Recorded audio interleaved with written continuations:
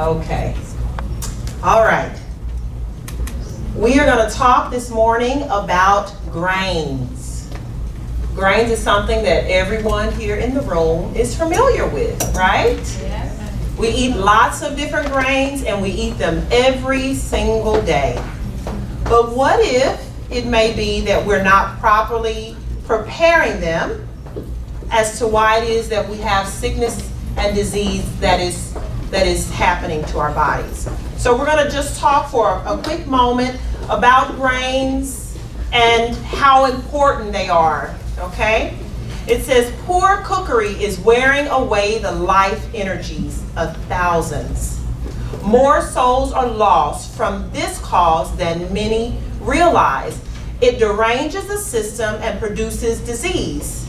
In the condition thus induced, heavenly things cannot be readily discerned from poor cookery.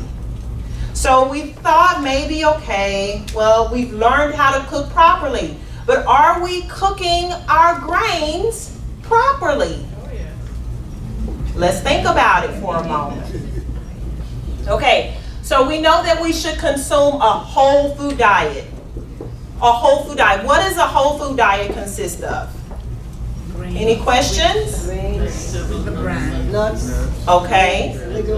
Grains, fruits, nuts, seeds, right?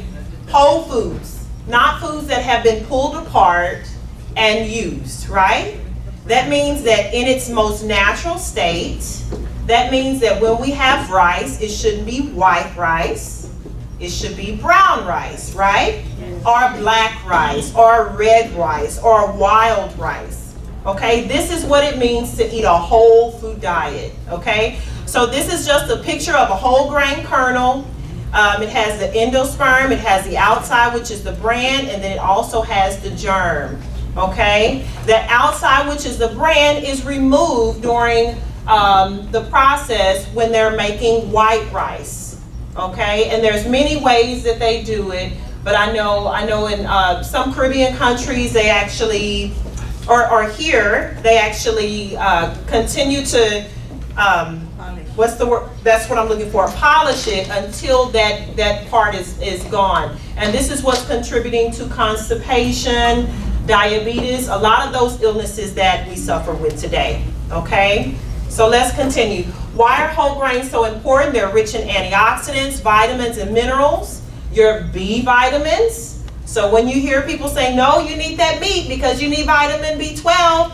No, if you're eating a proper healthy diet, you're going to get those vitamin Bs, okay? Also vitamin E, magnesium, and iron. They're high in fiber, high in essential omega-3s and 6 fatty acids. So they also reduce the risk of heart disease, strokes, cancer, diabetes, and obesity. And I'm going through this sort of quick because I want to get to something that's really important. Okay, so we know what grains are. Okay, so there's something called phytic acid. Oh yeah. Okay. Now, phytic acid is naturally occurring in all your grains, and all of your beans, and even your nuts. Okay? When we consume grains that have not been properly cooked, what happens is this phytic acid that we're talking about now is increased, which is not good. So it says phytic acid is a principal storage form of phosphorus in many plant tissues, especially in the bran or hull of grains, beans, nuts, and other seeds. It contains the mineral phosphorus tightly bound in snowflake-like molecules. In humans and animals with one stomach, the phosphorus is not readily bioavailable. So when you see cows grazing out in the fields, they can break down those raw grains simply because they have multiple stomachs. However, we don't. So there's a process whereby we need to cook those grains so that they are palatable, and not just palatable, that we have the minerals and the nutrients accessible to us. Okay? So phytic acid combines with calcium, magnesium, copper, iron, and zinc in the intestinal tract to block their absorption into the body. In this form, the compound is referred to as phytate. Okay, so phytic acid, we have phytate, which is another form, and then we're going to also talk about phytase. Phytase, okay? So phytic acid also hinders enzymes, which is the phytase that we need to digest our food, okay? Including pepsin, which is needed for the breakdown of protein in the stomach, amylase, which is required for the breakdown of starch into sugar, and trypsin, which is needed for protein digestion in the small intestines. So all of these things are hindered by large amounts of phytic acid in our food. Okay? Do we understand this?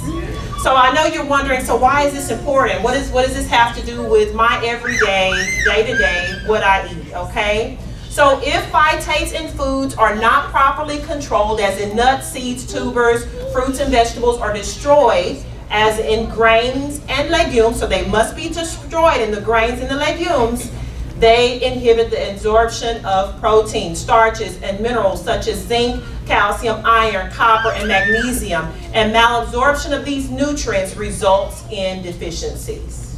Do we understand that? Okay, so these are all, I'm not going to cover these. If you all want more information, I will give it to you afterwards, because I know that I don't have much time right now. This is the health nugget, so I'm just going over here. Hold on a second. Okay, so all of these things take place when we are not taking out the phytic acid. So how do we minimize phytic acid? Let me give you an overview of what I just spoke about, okay? When you go to the store and you buy grains, for them to store for long periods of time, they have high amounts of phytic acid. Do we understand that? Yes. Okay. For you to break them down, you have to cook them, correct? Yes. But the only way you can break them down properly is cooking them on low heat for an extended period of time. So what we do today is we're such in a hurry, we go home, we get that brown rice, we put it in the cooker, and we say, okay, 20, 30 minutes is done. That is not the proper way to cook grains, okay? Ellen G. White actually says several hours. Wow. Several hours. Council on Diets and Foods, page 314, she says several hours. She even makes a statement, she's talking to a lady and she's saying, if it is that you want to consume those grains, don't do it that morning, soak them at night. Soak them at night, okay? And the reason why this is necessary is because we just talked about how you can become, you can be low in your different minerals, your iron, your zinc, your magnesium, simply because there's lots of phytic acid in your food, in your grains. And your grains is something that majority of us consume at every meal, correct? So it's something that we really should pay attention to, okay? So here it goes, Ministry of Healing also. It's a Ministry of Healing. It says grains used for porridge or mush should have several hours of cooking. Several means more than 2, but fewer than many. So 3 or more hours is normal. I don't know, I know that we all know of Kellogg, John Harvey Kellogg, right? He was one of the ones that really pushed the health movement. And so in Battle Creek, and what he did was his wife actually had a kitchen. And they would have like an experimental kitchen there in the sanitarium there. And so they actually wrote a book. You can find the book online, and she covers all of these principles as well to give you just more insight as to what it is that it means to properly cook your grains, okay? The name of the book is called Science in the Kitchen. Science in the Kitchen, okay? Okay, so what is mush? A meal, especially cornmeal, boiled in water or milk until it forms a thick, soft mass, until it is stiff enough to mold into a loaf for slicing or frying. That comes from dictionary.com, but we know what mush is. It's like porridge. It's like, something that you eat, oatmeal. All of those different type of things are what would be considered mush. Okay, so I talk about that, the science in the kitchen. This is a quote from there. All grains, with the exception of rice and various grain meals, require prolonged cooking with gentle and continuous heat in order to disintegrate their tissues and change their starch into dextrin as to render them easy of digestion. Okay? When they're not cooked for a long period of time on low heat, your body cannot process them. So it's a waste of nutrients. Not only is it a waste of nutrients, but it is actually pulling nutrients out of your body. Okay? So we may be thinking that it's doing good, but it's not. So when we go to the store and we buy ready-made meals, or we buy bread, or we buy all of these things, imagine what that does to the body over 20 years. Imagine if we have not been cooking this way for a long period of time, how it breaks down the digestive system. Why it is that, in America, even though we have the best technology, but we're one of the most malnourished nations in the world. Simply because the foods that we're eating is not only is it contributing to our sickness, it's doing more harm. Okay? So we just have to keep these things in thought. We're going to keep going here. Okay. Science in the kitchen, it says, since hasty preparation will not suffice for grains, they cannot be conveniently cooked in the morning in time for breakfast. The difficulty may be obviated by cooking the day previous and reheating. Okay? Okay, so let's look at some phytic acid level examples. Okay, you have Brazil nuts. They have 17, 19. Cocoa powder, of course, we don't do cocoa powder. Brown rice, 1250. Oat flakes, 1174. Almonds, 1138 to 1400. These are large numbers. So when we consume these, we have not steamed them or cooked them or dextrinized them or whatever the process may be, they're going to cause problems. And so the phytase. So we talked about the phytic acid and how it's not our friend if we consume large amounts, right? We understand that. Yeah. But we also have in those grains phytase, which is an enzyme that we need. When we cook our grains on high heat for a short period of time, the phytase is destroyed. It's completely destroyed. So what we need, the enzyme to help break down the phytic acid, which is phytase, that enzyme is destroyed, and so we cannot properly break down the phytic acid, the levels that are there. Does that make sense? Yes. Okay. So phytase is an enzyme that coexists in plant foods that contain phytic acid. Phytase is the enzyme that neutralizes the phytic acid and releases the phosphorus.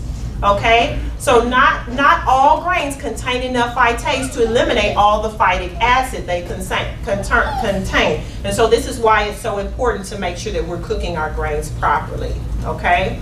So I'm going to stop there, but I just want to let you know, just this last part here, how do you maximize a phytase? Phytase is destroyed by steam heat at about 176 degrees Fahrenheit in 10 minutes or less.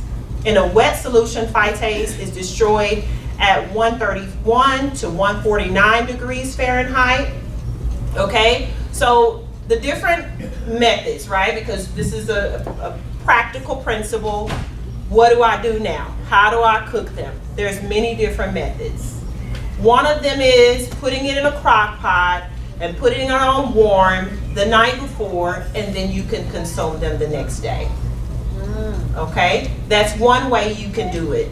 Another way that you can do it is once it is that you get your grains, you can put them in the oven on low heat for 3 hours, Okay, so say for instance you came home with a 5-pound bag of whatever your grain is. You can actually put them on a flat pan in the oven on the lowest heat you have, okay?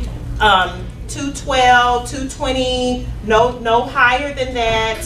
And you put it in the oven for 3 hours, and then you store it away, and then when you're ready to use it, you can cook it, and it'll take no more than about 30 minutes for you to cook.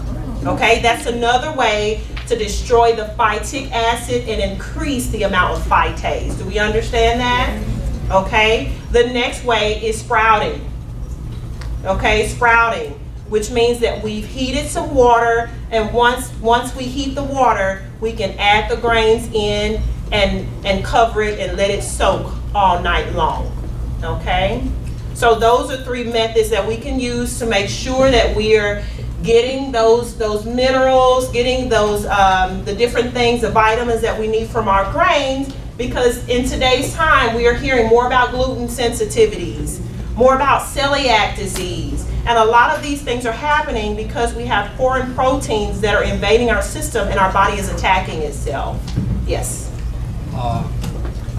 We know that enzymes are destroyed at 107 degrees Fahrenheit, and enzymes are critically important for metabolism and so many functions in the body.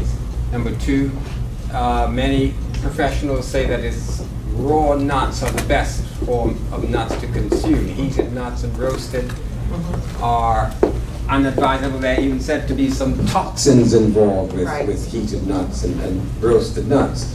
So what you're saying there seems to contrast and even conflict with that kind of, I'm sure you don't have much time, and I wondered if there's something brief, or maybe this afternoon it will be approached. We can discuss it more, and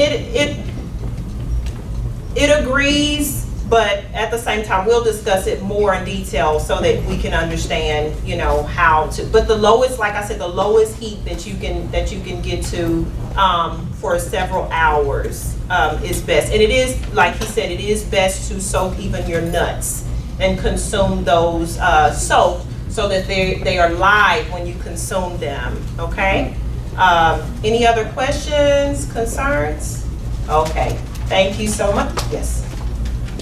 Probably not now, maybe later on, but if you would delve into this a little bit deeper, we all consume lots of grains and seeds, and as you said, enzymes are, you know, fairly easily destroyed, but we need them. That's right. So we need to navigate that little S loop, that S curve, right. Getting rid of the phytic acid, and yet having the benefit of the phytase, the enzymes. So if you would, you know, do a little more on that, probably this evening, I'd be very grateful. Because I don't think I got it yet. Okay, no problem, no problem. We can do that. Okay. Yes. When you say in the oven for 3 hours, are we just dry? That's exactly what you're doing. Thank you. Oh, Yes. is it the liquid? No, this is just So the it's grain. right, you're gonna end up with Krispies. No, you're not, because it's on very low heat. It's on very low heat. There is no water involved. It's in a pan, a flat pan, and it's very low heat. And actually, once you start to do it, your grains will actually taste better. So it tastes much more rich. Yeah. Okay? Thank you. You're so welcome. Any other questions? Okay. And someone here. Good morning. Good morning. I thought the information was presented just very well. In terms of phytates, phytates aren't the only thing that we have to worry about. There are things that as far as that could be problematic to the system, such as the phytic acid, the oxalates, the tannins, the enzyme inhibitors. You're gonna find these things, they're gonna be present in a lot of seeds, grains, and nuts. When we soak them, we're applying a wise concept from Daniel, not just from Daniel, but also from David in the Bible, when he and his men sought refuge with Abigail's provisions. When you baptize these foods, it's not just a soaking. It's going through a a sanctification process to purify the body, to get the body alkaline. So the circulatory processes can add to the cerebral function so God can dwell in your mind. So the oxalates, the phytates, the enzyme inhibitors, and so forth. When we're with the writings of Ellen G. White, putting the bread or the grains in the oven, it's going to dextrinize it to a process so it's Zwiebacked. So it's twice baked. So it's going through a sanctified spiritual process, and in her writings, it's just to really provide us the best of health, which is our holiness and consecration to God. So I just wanted to add, thank you for presenting the information, and maybe just not just take it for what it is, but pursue it more in the intellect of Christ's mind, pursue to really empower ourselves and the people around us. God bless. Thank you so much. Amen. Praise the Lord.